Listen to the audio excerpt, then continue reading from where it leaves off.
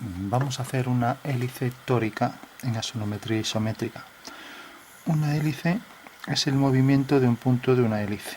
O sea que cuando un punto describe una trayectoria circular, ¿no?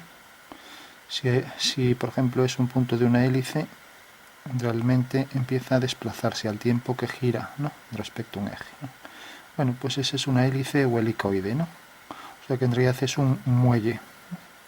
Normalmente pensamos en el muelle, pues un muelle cilíndrico, pero podemos torcer ese muelle y hacer que el muelle se ajuste, por ejemplo, a una circunferencia. Entonces tendremos un donuts y en ese donuts ponemos el muelle. Bueno, pues eso es lo que vamos a calcular.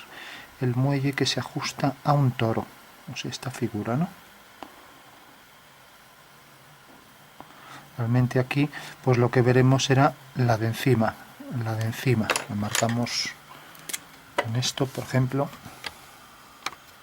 Entonces tendríamos aquí el muelle, viene por aquí, luego pasa por debajo, por encima, por debajo, por encima, encima, encima.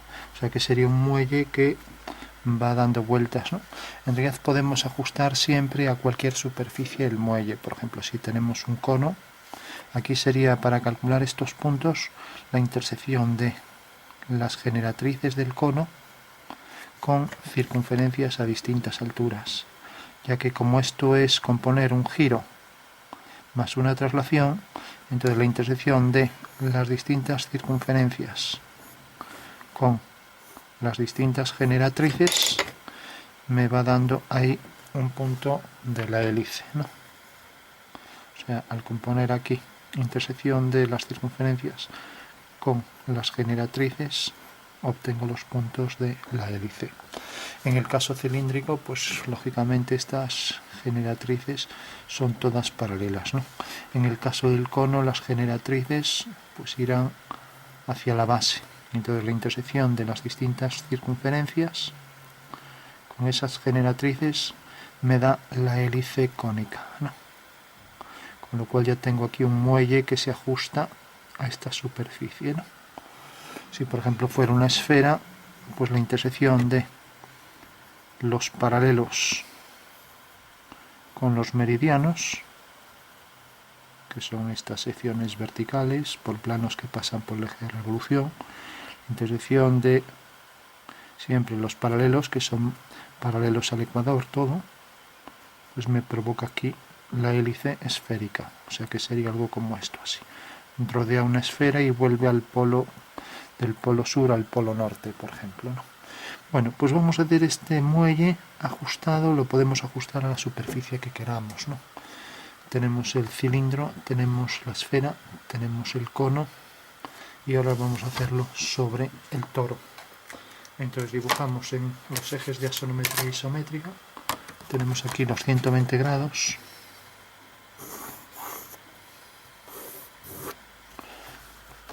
corta aquí.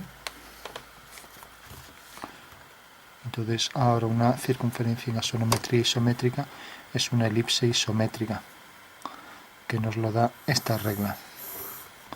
Esta regla ya tiene aquí en el centro las elipses isométricas, ¿no? Entonces vamos a coger, por ejemplo, la elipse más grande. Aquí haremos una ortogonal en el origen de coordenadas.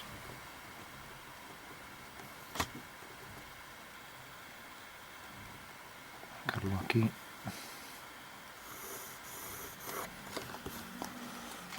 Ponemos entonces este punto y hacemos ahí la horizontal. Bueno, y ahora cogemos la elipse más grande, aprovechando ya más precisión, prolongamos el eje Z y aquí nos marca, como vemos de cerca, la posición del eje menor de la elipse, la posición aquí, no sé si se distingue mucho, del eje mayor, y los diámetros conjugados, que formarían 90 grados cuando los proyectamos sobre la circunferencia, ya que esta es la proyección de una circunferencia y da esta reducción en los ejes, ¿no? Entonces marco aquí la elipse y coloco alineados los ejes verticales también. Bueno, pues ya tengo aquí la axonometría isométrica de una circunferencia centrada aquí. Vamos a marcar también, bueno, la prolongación de estos ejes para tener ahí el diámetro conjugado. Bueno, como tenemos que la sonometría es en realidad coger un objeto y proyectarlo sobre un plano mediante líneas paralelas y ortogonales al plano, alguien me dirá, pues eso también es una proyección diédrica. Pues sí, una proyección diédrica es una proyección también ortogonal, pero sobre dos planos al menos, aunque a veces utilicemos solo uno, ¿no? En superficies de revolución, con acotación, etc.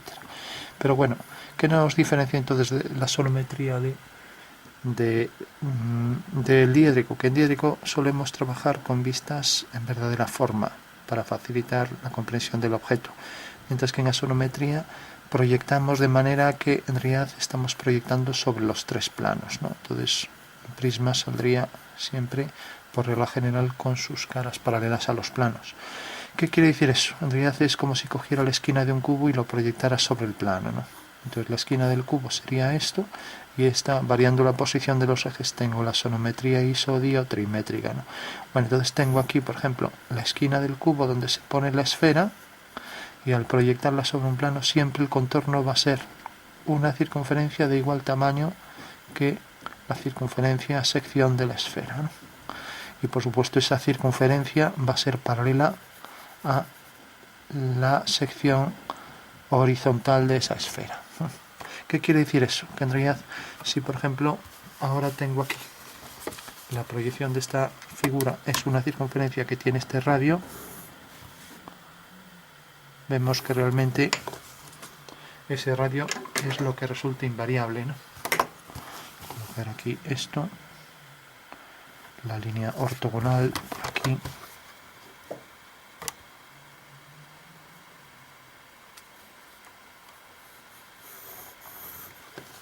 pues tenemos una línea ortogonal donde podríamos hacer el abatimiento de esa circunferencia.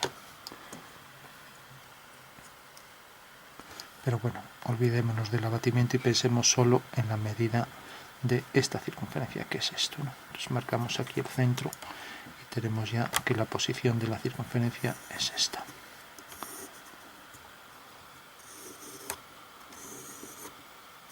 Bueno, pues ese va a ser el eje del toro, o sea que en realidad cualquier esfera se va a proyectar según una circunferencia del mismo diámetro. Por tanto, si queremos que el toro tenga, por ejemplo, estas circunferencias, entonces marcamos aquí el eje horizontal y colocamos aquí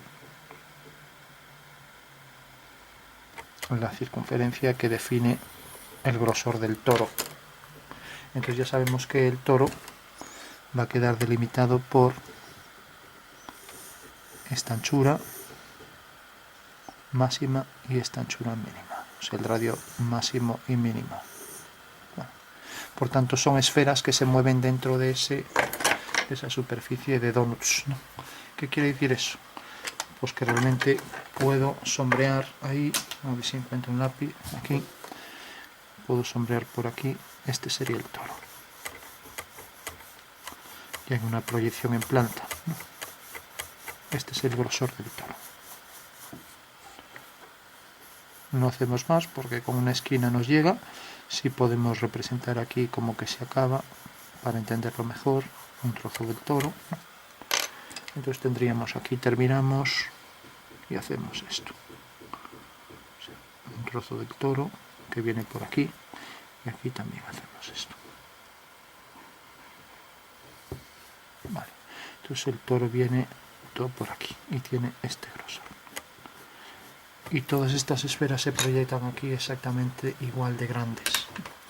Vamos a darle aquí el fundido para que se perciba mejor con curvatura homogénea.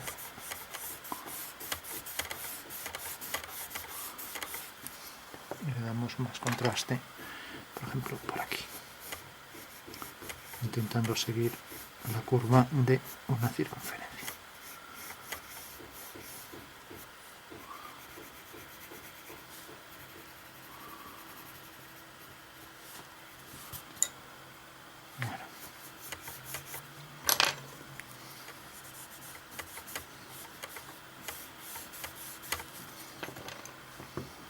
Marcamos por aquí la posición. Y ya tenemos ahí la superficie tórica, ¿no? Vista desde arriba en planta, y ahora proyectada aquí sabemos que todas estas esferas que generan la superficie, al proyectarlas en asonometría, pues van a tener exactamente el mismo diámetro, con lo cual ya sabemos que podemos coger directamente aquí, podemos coger el tamaño de esa esfera, que creo que era esta. Bueno.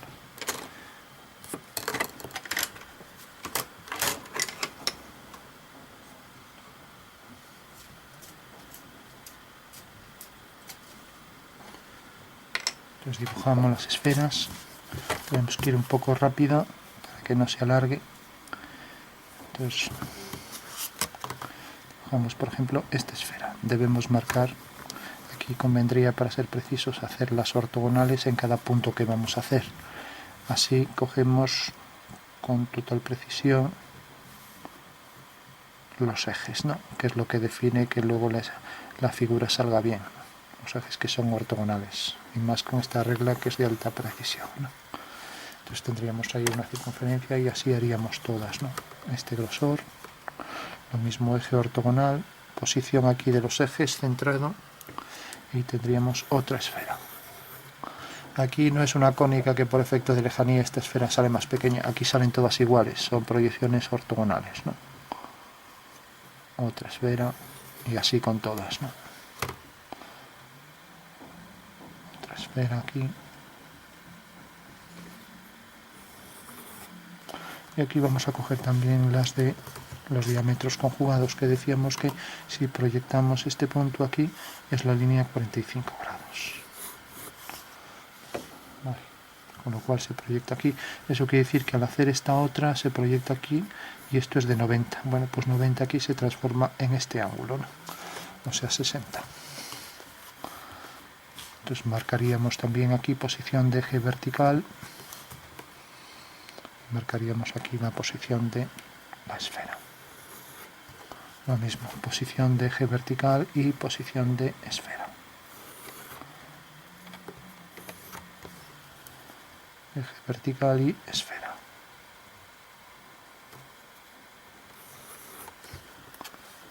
Igual.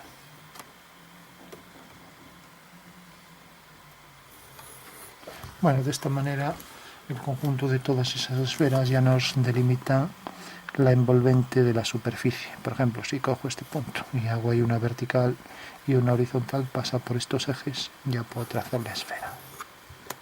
Lo mismo aquí. Intersección de eje horizontal y vertical, esfera.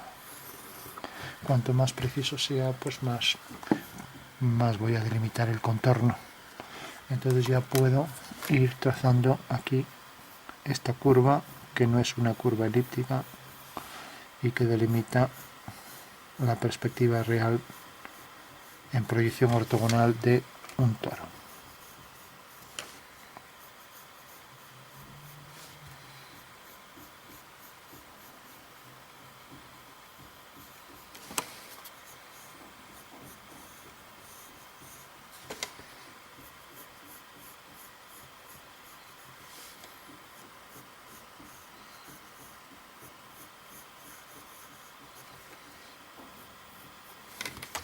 Y aquí la parte de abajo correspondiente a la parte trasera.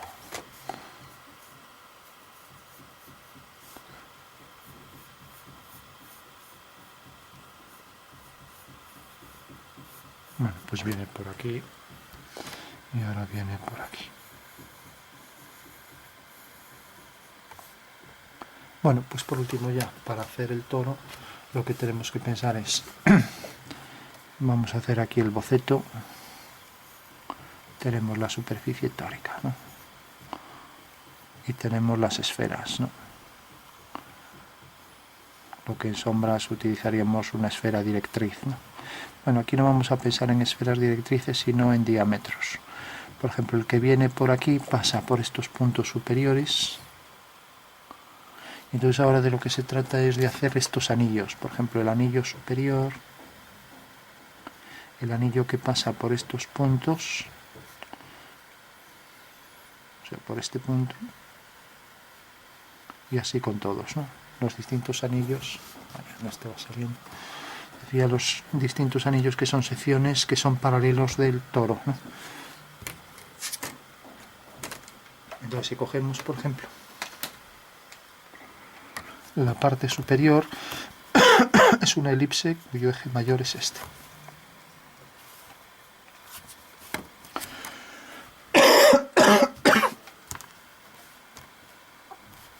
Entonces, bueno,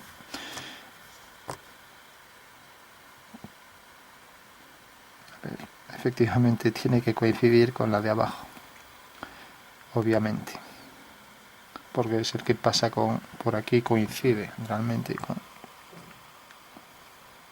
Entonces tenemos la que pasa por aquí, por el punto superior. Ya tenemos esa línea superior, o sea, ya tenemos en el toro esta de aquí.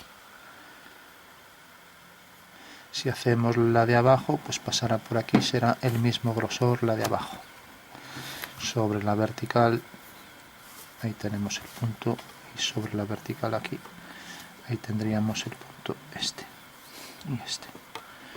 Cogemos la misma elipse, eje mayor paralelo al eje este, o sea, la horizontal más que un eje. No puede salir de la superficie tórica tampoco. Y como vemos parece que es tangente al contorno tanto aquí como aquí. Entonces ya tenemos este anillo de la parte de abajo. Ahora vamos a coger este de aquí.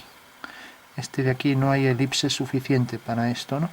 Si sabemos que pasa por este punto, por detrás habría que calcularlo.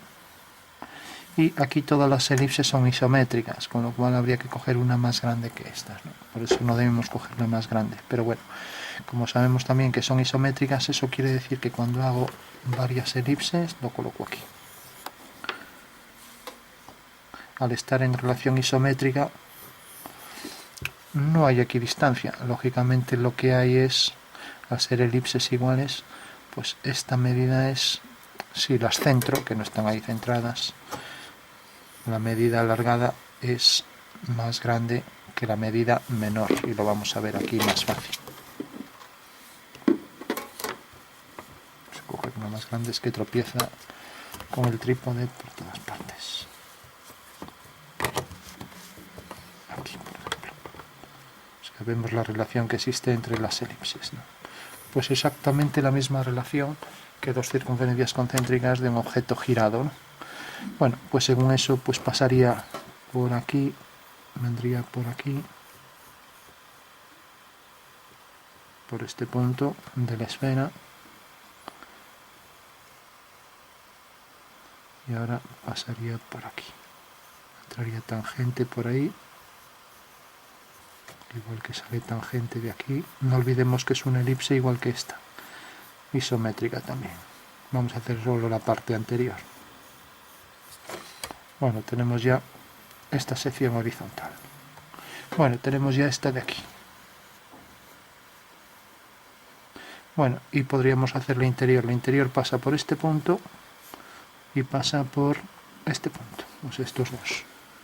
Elipse cuyo eje mayor definen esos dos puntos. Parece que es esto. Es ligeramente mayor. Este es demasiado grande. Entonces, bueno, sería esta de aquí. Como es ligeramente más pequeña, vamos a marcar por aquí esa línea y luego la desplazamos ligeramente. Bueno, pues sería esta interna de aquí. Hacíamos esta interna. Bueno, pues por último, ya para concluir, para que no se alargue esto, entonces vamos a ir cogiendo las intersecciones de estas secciones que tenemos por aquí. Por ejemplo, esta sección de aquí, esta de aquí es una línea y una línea, ¿no? Y vamos a intentar hacer el mayor número de circunferencias, ¿no? Lógicamente aquí podríamos hacer perfectamente, nos lo da la plantilla de elipses, la circunferencia que queda en esa esfera, ¿no? Que sería una de estas. Pero no tenemos tiempo para... O sea, pasaría exactamente por aquí. Lo único que tenemos que coger es por esta línea, tenemos aquí entonces el semidiámetro este conjugado. Cogemos aquí el semidiámetro conjugado, que tiene por diámetro el de la esfera aquí, sin exceder a la superficie esférica, claro. O sea que en realidad el diámetro este va a ser tangente, ahí como está tapado por eso, vamos a coger de este lado mejor. Entonces este punto es el superior de la esfera, el polo superior, este es el polo inferior y la elipse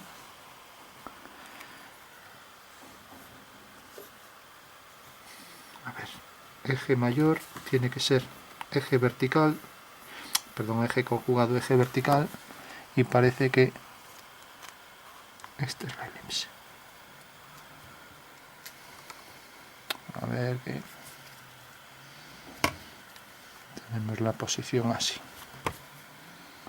Vemos que en realidad nos están marcando aquí los ejes, pero bueno, como la esfera nos pervierte un poco, es fácil equivocarse, pero es esta.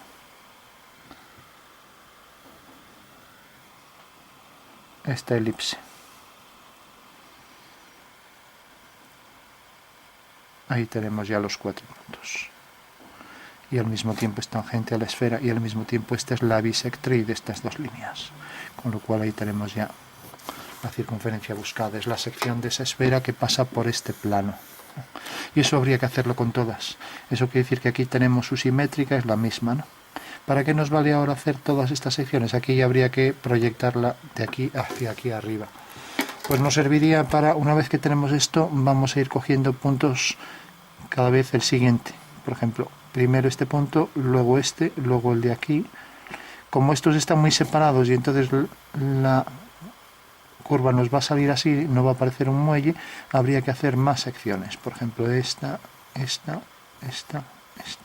Entonces, bueno, lo que vamos a hacerlas es, ya para concluir, para que no sea eterno el vídeo, pues directamente hacerlas a mano. Tenemos esta, aquí tenemos una igual que esta, pasa por este punto de intersección del eje con este arco. Aquí el punto está más abajo, el polo, y ahí teníamos el eje mayor de la elipse. Entonces tenemos este arco, ¿no? Ahora tenemos este, aquí tenemos este, aquí tenemos este, aquí este, aquí por ejemplo tenemos este, aquí por ejemplo se estrecharía más, tendríamos este, aquí se estrecharía más, o sea que sería algo así, aquí se ampliaría más, sería como este, es la misma, esto ya sería esto. Entonces lo que habría que hacer es más, o sea, por ejemplo aquí que se estrecharía más, aquí por ejemplo todavía más estrecha, y vamos haciendo los anillos, ¿no? Vamos a hacer unos cuantos ya el procedimiento ya se ve cómo es. Ahora lo que hay es que definir la superficie con más curvas, nada más que eso. Cada vez más rectas. Y ya así las distintas secciones que son en realidad anillos de planos que pasan por el eje Z y que se giran, pues nos van definiendo la superficie, ¿no? Entonces, para que quede más claro, vamos a hacer todos estos anillos con bolígrafo. Entonces tenemos aquí uno, por ejemplo, aquí otro, aquí otro, aquí otro. Tendrían que ser equidistantes, esa es otra cosa que no hemos cumplido, pero bueno.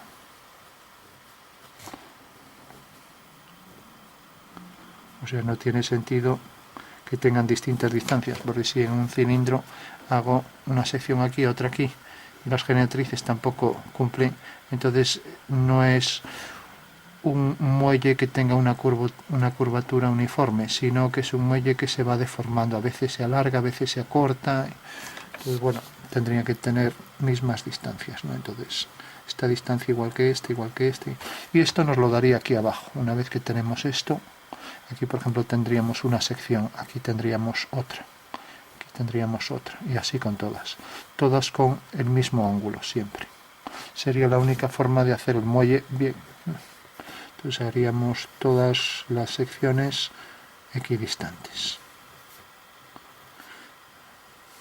como vemos aquí, cada vez se vuelven más excéntricas las elipses hasta ser una línea, ¿no? O sea, a concluir, para hacerlo un poco rápido,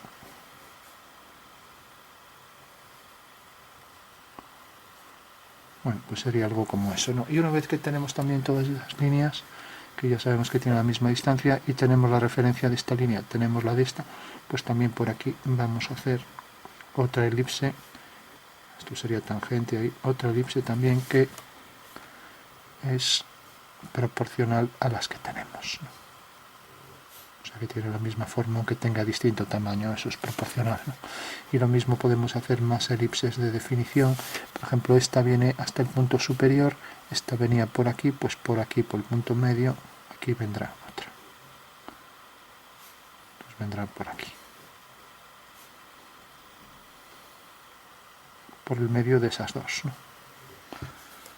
Bueno, entonces ya para terminar, porque yo creo que la idea se entiende, entonces iríamos cogiendo siempre la intersección de una circunferencia y otra circunferencia, una y otra, la siguiente, y así con todas, ¿no? La siguiente esta con la siguiente, esa con la siguiente, con la siguiente, con la siguiente, siguiente, aquí con la siguiente y con la siguiente, y así iríamos cogiendo todas, de manera que ahora aquí nos sale ya esta superficie que tendría un muelle ajustado al toro, ¿no? Bueno, pues eso es lo que queríamos obtener. O sea que ahí tendríamos ya la superficie. Voy a cogerla en otro color. La superficie que se va ajustando por aquí, viene por aquí abajo, lo rodea y hace ahora aquí otra curva, luego lo rodea y hace ahí otra curva y luego lo rodea y así con todo, ¿no? O sea que siempre va a hacer esto, ¿no? Viene por debajo, ahora por aquí, ahora va a ir hacia abajo, etcétera. Por abajo, etcétera. Bueno, pues esa sería entonces ya la hélice ajustada a esa figura. Y si de repente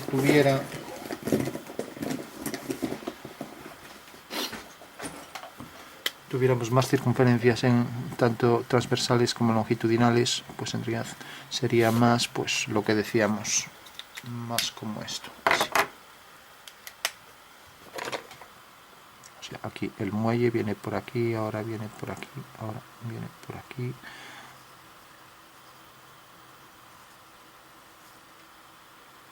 O sea, una forma que luego pasa por debajo, etcétera, ¿no?